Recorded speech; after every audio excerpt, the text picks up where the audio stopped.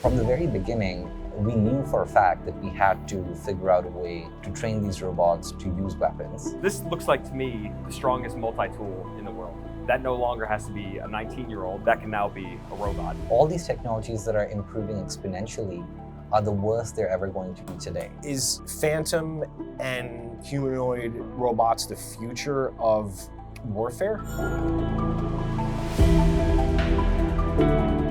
When essentially we started Foundation, we wanted to be involved in probably the most consequential technologies of our time. We started thinking about what is it that we want to do that unfolds at a very massive time scale and can be deeply consequential for humanity.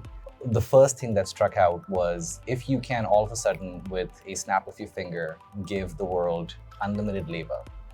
So all goods and services can be produced easily.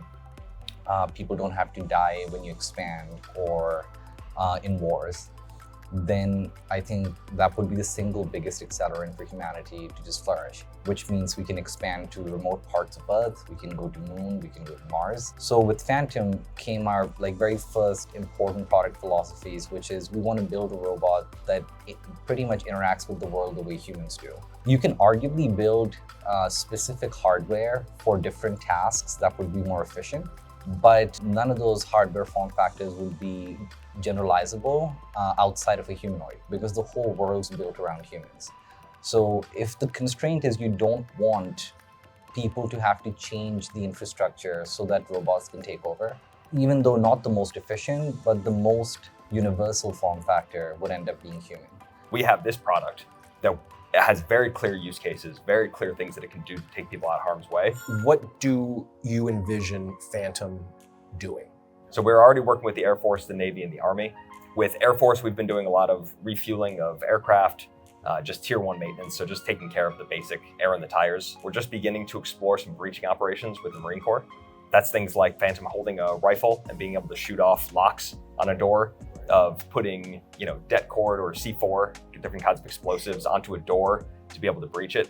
And those, as you can imagine, are very dangerous jobs that we currently have, our young men and women doing. One thing, Josh, that we've really focused on with our robots is building something that is much more durable and reliable.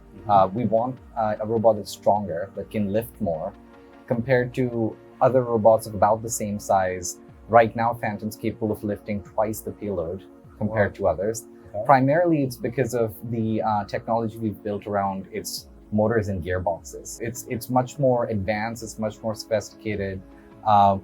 The gearboxes have the least amount of friction of any gearboxes in the world, which enables us to be able to build much more powerful machines. So it's about close to 5'10" feet long robot. It is on an average taller than most other robots. One thing that is very different about Phantom as compared to other humanoid robots is the actuators that we use. It's pretty much, again, the muscles of the robot. These are the motors and gearboxes that sit there. What we have in here is something called a cycloid disc actuator, which is very low friction gearbox. For some reason, all the other humanoid companies in America have adopted, by and large, the industrial robot technologies. We don't think that's what you need to do in modern machines because you didn't have vision feedback before, which you do now. So now, instead of always assuming going from point A to point B like a dumb machine, you can actually see where the part is and then go there. And if it's slightly off, you can correct it with vision. One of our big design principles is the robot should be capable of interacting with the world the way humans do, which includes using tools that humans use to be able to do the tasks that it needs to do. Okay. Sometimes that might mean it's going to use a drill. Sometimes it might mean it's going to use a gun. So the robot primarily relies on just cameras, so vision like humans, to be able to read and observe the room, detect objects, detect people, do the tasks it really needs to do. But unlike humans, it does have superhuman vision. So it has 2 cameras here, then 2 vertical cameras, 2 on the side, 2 on the back, giving it virtually close to 360 view. And why we want to do that is that helps us really build these things in a much more safe manner because it can see its environment, not just what's in front of it. Before, you were also talking to me about how you guys were doing some recent upgrades.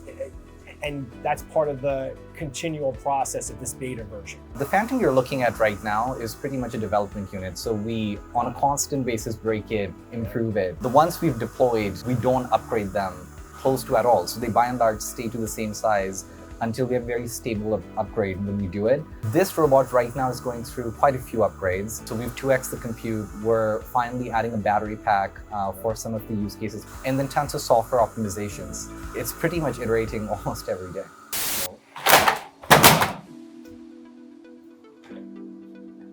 Damn. We changed the compute, and with that I think we're having some electrostatic issues with it. So, Okay. Yeah. Try to get it up. So that was a failure due to the electrostatic? Yeah, so what's happening, this is the hypothesis. The hypothesis is, so the whole robot talks through something called like an EtherCAT chain, right? Mhm. So it's communicating across board with every single actuator. Okay. We're seeing EtherCAT drops. So by and large, all of the EtherCAT slaves shut down. Okay. And that can only happen for two reasons. Either you have like voltage drop, which it's connected to power, so it's unlikely. Right. Second, there's some electrostatic issue. We initially had two PCs, one for AI and one for controls. Controls is what makes the robot move. AI helps it reason. We consolidate that into one, which means now it has a much larger single board than it did before. Along with that, we combined all of the controls and AI stack on the same board as well. So we did that as a part of that change. Then we've also done a lot of electrical upgrades. We're doing a lot in consumer product goods and in automotive. And in automotive, we actually already have these robots working 24 hours a day, 5 days a week. So I think that we're the first humanoid to be able to do that many hours. Part of that is because we've done it with a drop cable. We just plug it right in. The battery is coming out for defense, and we're working on that. But this has already sent people home from their jobs. And we know that because we hire those people. So we have a ton that we're hiring. We're going to be replacing a ton of jobs. And so I think people have been excited about being able to move over to a company like this where you're collecting data or becoming a robot technician. When might people expect to see wide-scale deployment of humanoid robots like Phantom? You will have thousands of humanoids deployed in factories, warehouses next year. Then hundreds of thousands are probably 3 years out. And then millions are probably 5 to 6 years out. Many people that are putting robots out are trying to make them look very friendly and make them not look scary. It's a memory to be near your first robot, right? When you walk into this, when it is operating in the same room as you, you notice. And we both thought that was the right choice, is to lean into that. And so Sanket, he's in every design meeting of every single part of what these things look like to make this look as cool as it does. But that's what you get from a consumer electronic that's trying to look friendly in somebody's home to a real machine that looks capable and is capable of doing all these tasks humans can do.